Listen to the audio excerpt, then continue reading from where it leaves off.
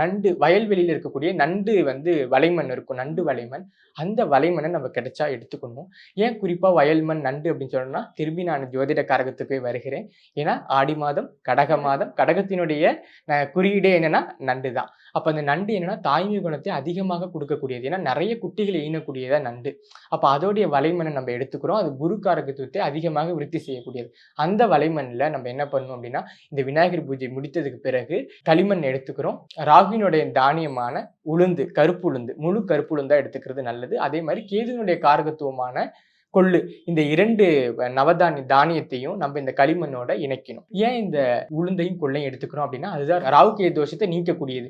குறிப்பா நமக்கு இந்த குழந்தை பாக்கியம், திருமண தடை இது எல்லாமே நம்ம முன்னோர்கள் செய்த தோஷமாகவும் இருக்கலாம். இல்ல நம்ம செய்த தோஷமாகவும் இருக்கலாம். முன்னோர்களுக்கு சரியான பித்ரு கடன்கள் செய்யாம இருக்கலாம். இப்ப அவர்கள் நம்ம என்ன பண்ணணும்னா, அவருடைய ஆசைய பெறணும். அப்ப ராகு அப்படிங்கிறது தான் தந்தை வழி முன்னோர், கேது அப்படிங்கிறது தாய் வழி முன்னோர்.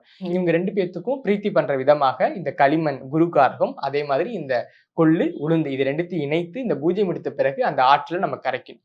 இப்ப இது கரைக்கும் பொழுது நமக்கு என்ன ஆகுது அப்படின்னா, ராகு கேது நீச்சமடைந்து ராகு கேது தேசமும் விலகுகிறது. அப்ப அதுக்கப்புறம் என்ன பண்றோம்? ராகு கேது தேசம் விலகுனதுக்கு அப்புறம் நமக்கு சுபிட்சம் வாழ்ல கிடைக்குது. அதே மாதிரி அன்னைக்கு தான் ஆடிப்புறமும் வருகிறது இல்லையா? அப்ப அன்னைக்கு மாலை போய் அம்பாள்ட்ட இந்த பிரார்த்தனை நம்ம செய்யும் பொழுது, காலையில நம்ம என்ன பண்றோம்? முன்னோர்களை வழிபட்டு அவர்களுக்கான பிரீத்திய செஞ்சுட்டு, மாலை நேரத்துல அம்பாளுக்கு வளையல் தானம் கொடுக்கும் பொழுது, சிறப்பான ஒரு குழந்தை பாக்கியத்த அவங்க அடுத்த வருடம் அத சந்திப்பாங்க.